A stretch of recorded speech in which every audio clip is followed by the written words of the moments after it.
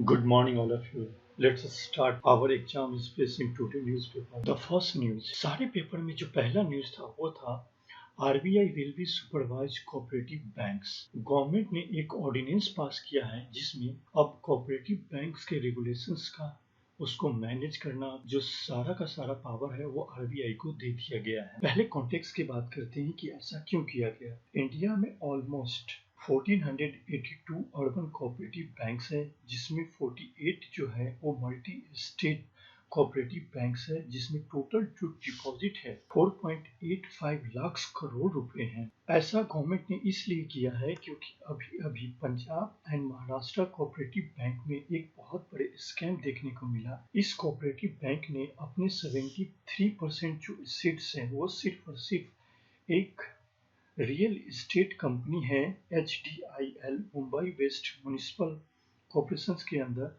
इसको अपने सारे एसेट्स दे दिए गए, जिसके बाद आरबीआई ने इस बैंक के ऊपर रिस्ट्रिक्शन लगा दिए कि कोई भी इस बैंक से विड्रॉल नहीं करेगा। और सेंट्रल गवर्नमेंट ने एक ऑर्डिनेंस लेके आई कि अब जितने भी कोऑपरेटिव बैंक्स हैं उसका जो रेगुलेशंस है वो अब आरबीआई के थ्रू है। तो पहले रेगुलेट कौन करता था? जो कोऑपरेटिव बैंक्स हैं इंडिया में वो रजिस्टर्ड होते हैं स्टेट कोऑपरेटिव सोसाइटी एक्ट 1955।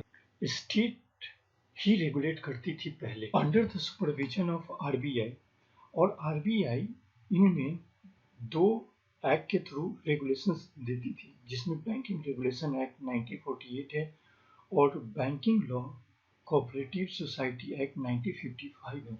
इसी डुअल रेगुलेशंस को अब ऑर्डिनेंस के थ्रू चेंज कर दिया गया है और ये सारा का सारा दारोमदार जो है वो आरबीआई पे दे दिया गया है। अब कोऑपरेटिव बैंक्स जो होता है वो क्या होता है?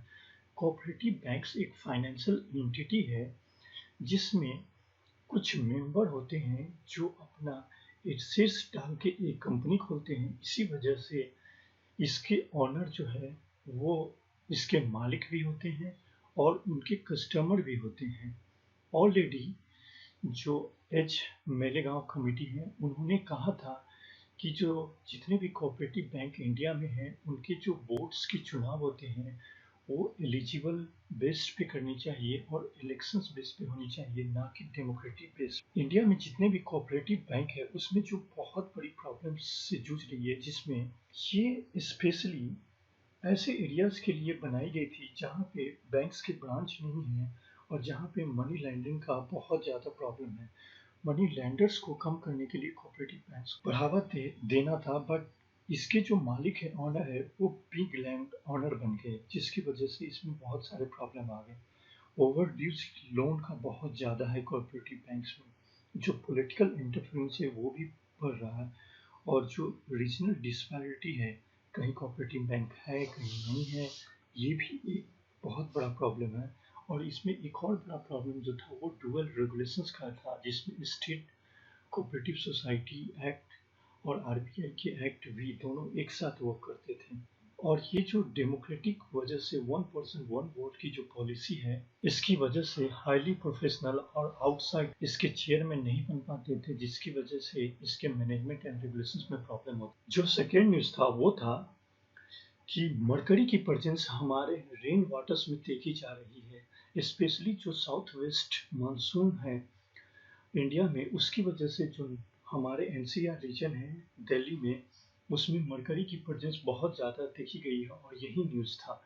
पहले कॉन्टेक्स्ट की बात करते हैं। अब ये मरकरी वाटर के थ्रू हमारे फूड चेन में इंटर कर रहे हैं जिससे ह्यूमन में बहुत सारे प्रॉब्लम आ सकती है। हमारे मसल्स वीक हो सकते हैं, हमारा कोऑर्डिनेशन वीक हो सकता है, हमारे स्किन जो है रस हो सकते हैं, हमें मेमोरी मेंटल प्रॉब्लम हो सकती है, हमें स्पीकिंग एंड हेयरिंग में ट्रबल्स हो सकते हैं। इसी वजह से 2001 में UNEP united nations environment programme ने ऑलरेडी मिनीमाता कन्वेंशंस के नाम से एक कन्वेंशंस बनाई थी जिसमें मरकरी को पॉइजनस गैस कहा गया था और ग्लोबल असेसमेंट करने की बात की गई थी जिसमें इसके प्रिवेंशंस, इनके कंट्रोल, इनके ट्रांसपोर्टेशंस, इनका सोर्स, इनका हेल्थ पे इफेक्ट और इन सबको कंट्रोल करने के लिए टेक्नोलॉजी और कोऑपरेशंस की बात की गई थी मिनामाता कन्वेंशंस में, जो ये मिनामाता कन्वेंशंस है ये यूएनईपी की एक कन्वेंशन है जिसको जो फाइनेंस है वो ग्लोबल इन्वायरमेंट फैसिलिटी करता है, जो 1992 रियो दी जेनेरियो कॉन्फ्रेंस में बनाई गई थी। जो ये मरकरी रेन है इसको डायमंड रेन भी कहा जाता है क्योंकि ये चमकदार होती है, और ये ऑलमोस्ट जो हमारे दो प्लैनेट्स है सैटर्न एंड जुपिटर, इसमें हमेशा ये डायमंड रेन होती रहती है। तो याद रखिएगा मरकरी रेन को ही डायमंड रेन कहा जाता है। नेक्स्ट टॉपिक्स पे चलते हैं। हमारा जो नेक्स्ट टॉपिक है वो है, ये न्यूज में था कि कैबिनेट ने अब IN space means Indian national space promotion and authorisation centre को मंजूरी दे दी है, जिससे अब प्राइवेट सेक्टर को भी लेवल प्लेइंग फील्ड मिलेगा स्पेस के रिसर्च में और सैटेलाइट को छोड़ने में। अब इंडिया प्राइवेटाइजेशन करना चाहती है स्पेस का, इसीलिए इन स्पेस जो प्रमोशन और ऑथराइजेशन सेंटर है ये एक प्राइवेट विंग की तरह इसरो के अंदर ही बनाई गई है, जिसमें इसरो अब परमिशन दे सकती है प्राइवेट कंपनी को कि वो स्पेस की टेक्नोलॉजी और सैटेलाइट बना सके। तो इसरो ऑलरेडी एक पीएसयू चला रही है जो पिछले ही साल खोली गई है, जिसका नाम है न्यू स्पेस इंडिया लिमिटेड, जो एक प्राइवेट विंग है जिसका काम ये है कि जो भी प्राइवेट सेक्टर के लोग आए स्पेस की टेक्नोलॉजी बनाने में हेल्प करने के लिए और परमिशन देने के लिए, तो जो हमारा न्यू स्पेस इंडिया लिमिटेड है ये इसको टेक्नोलॉजिकली जितनी ज़रूरत हो मॉडल्स डिमांड और सप्लाई ड्रिवन के हिसाब से दे सके, और इससे इसरो को बहुत ज़्यादा बेनिफिट होगा। इकोनॉमिकल बेनिफिट होगा, न्यू टेक्नोलॉजी में बेनिफिट होगा, जो न्यू एक्सप्लोरेशंस है स्पेस का इनमें भी मदद मिलेगा, और जो नया विंग है ईएन स्पेस, इसकी वजह से जो हमारे अपॉर्चुनिटी है प्राइवेट सेक्टर के लिए वो भी बढ़ेगी, अवेयरनेस बढ़ेगी, कंपटीशंस बढ़ेगी, और जो हमारा ह्यूमन एक्सप्लोरेशंस मिशन चलाए जा रहे हैं इसमें भी टेक्नोलॉजी को बनाने में हेल्प मिलेगी। इसी के संदर्भ में केरला ने इंडिया का फर्स्ट स्पेस पार्क भी बनाया है। तो जो हमारा इन स्पेस है ये इसरो के अंदर ही एक विंग होगी जो प्राइवेट कंपनी को ऑथराइज करेगी, परमिशन देगी कि वो भी स्पेस रिलेटेड टेक्नोलॉजी और सैटेलाइट बना सकती है। नेक्स्ट टॉपिक्स पे चलते हैं। जो हमारा नेक्स्ट टॉपिक न्यूज में था वो था फेमा। फेमा जो है फॉरेन एक्सचेंज मैनेजमेंट एक्ट, ये अब जो बिल्डिंग्स बनाने वाले हैं उनको बिल्डिंग्स बनाने में प्रमोट करेगी, और फेमा का जो काम है वो है बाहर से पैसे आ रहे हैं यानी फॉरेन एक्सचेंज में जो करेंसी आती है, जो पैसे आए या इंडिया से जाए उनके ऊपर नज़र रखना और उनको मैनेजमेंट करना। फेमा जो एक्ट है वो फेरा एक्ट को रिप्लेस करके 1999 में बनाई गई थी, जो कोऑर्डिनेशंस करती है इंटरनल और एक्सटर्नल ट्रेड को और प्रमोट करती है फॉरेन एक्सचेंज मार्केट को, और उन पे रेगुलेशंस भी रखती है। जो डब्ल्यूएचओ का फ्रेमवर्क है जो मनी लॉन्ड्रिंग की बात करता है, प्रिवेंशन ऑफ मनी लॉन्ड्रिंग, उसके अंडर एक एक्ट बनाई गई थी इंडिया में, prevention of money laundering act 2002, जो 2005 से इफेक्ट में आई। ये एक सिविल क्राइम है अंडर द फेमा एक्ट। अगर कोई आदमी इंडिया से पैसे बाहर जा रहा है और बाहर से पैसे इंडिया में आ रहे हैं तो उनके मैनेजमेंट का सारा रेगुलेशंस है वो फेमा संभालती है। इसके संदर्भ में इंडिया में एक और एक्ट बनी है जिसको बोलते हैं फॉरेन कंट्रीब्यूशंस रेगुलेशंस एक्ट 2010। ये क्या करती है, कोई भी फॉरेन की कंपनी या कोई भी पार्टी या इंडिविजुअल अगर इंडिया में किसी एनजीओ को कंट्रीब्यूट करती है या हॉस्पिटलिटी भेजती है उन पे नज़र रखना, और ये फेमा एक्ट के अंदर फॉरेन एक्सचेंज के का जो सर्कुलेशन होता है उन पे नज़र रखी जाती है। स्पेशली फेमा एक्ट में एनजीओ बिजनेसमैन और जो हमारे इंडिया में इंफ्रास्ट्रक्चर्स के और जो बिल्डिंग के बनाने के लिए जो फॉरेन कंट्रीब्यूशन आती है उन पे नज़र रखी जाती है, ये एक सिविल क्राइम है। तो ये पूरा कॉन्टेक्स्ट था फेमा का। नेक्स्ट टॉपिक्स पे चलते हैं। जो हमारा नेक्स्ट टॉपिक न्यूज में था वो था एफएटीएफ। एफएटीएफ दो वजहों से न्यूज में था।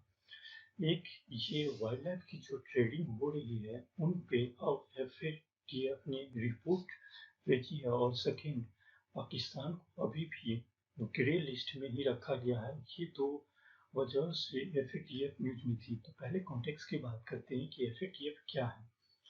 जो एफएटीएफ है ये इंटर गवर्नमेंटल ऑर्गेनाइजेशन है जो 1989 में G7 की जो समिट हुई थी उसमें बनाई गई, जो पेरिस एग्रीमेंट भी कहा जाता है। एफएटीएफ का इंडिया ऑलरेडी मेंबर है। ये कर्व करती है और मॉनिटर करती है मनी लॉन्ड्रिंग को, टेररिज्म फाइनेंस को, और जो इंटरनेशनल फाइनेंशियल सिस्टम को थ्रेट पहुंचाते हैं, स्पेशली जो टेरर फाइनेंसिंग है और ब्लैक मनी है जो टेरर फाइनेंसिंग के लिए होता है, इन पे ये नजर रखती है। ये ऑर्गेनाइजेशंस स्पेशली दो लिस्ट प्रिपेयर करती है।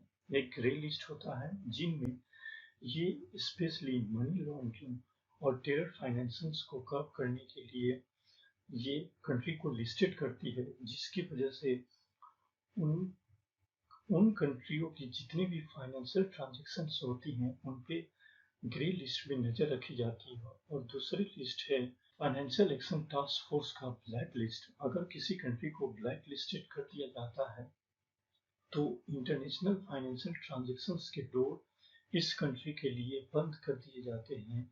और ये यूएन की जो एक रिजोल्यूशंस है वो 1267 और 1373, जो एक टेरर फाइनेंसिंग की बात करती है और दूसरा मनी लॉन्ड्रिंग की बात करती है, ये दोनों के अंदर आता है। तो ये पूरा का पूरा न्यूज में था।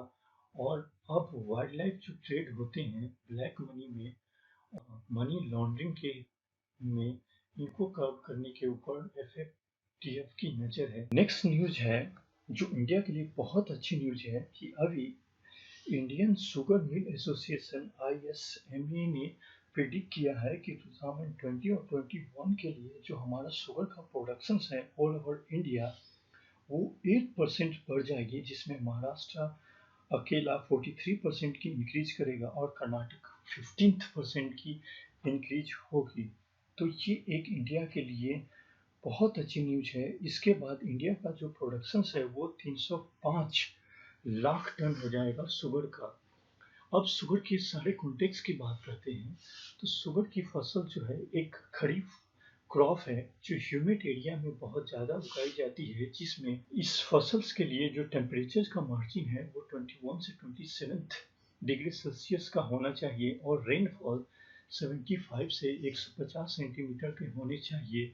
शुगर जो केन है वो जो ह्यूमिड एरिया और मॉइस्ट एरिया हो उनमें ज़्यादा अच्छा से हो पाता है, बट ये वाटर को रेसिस्ट नहीं कर पाती ज़्यादा दिन तक। इसके लिए गवर्नमेंट ने, रघुराम राजन ने किसानों के बेनिफिट के लिए एक जो हमारे एक कमीशंस है, commissions for agriculture cost and price, इसने रिकमेंडेशंस किया था कि हमें हाइब्रिड क्रॉप शुगर की उगानी चाहिए।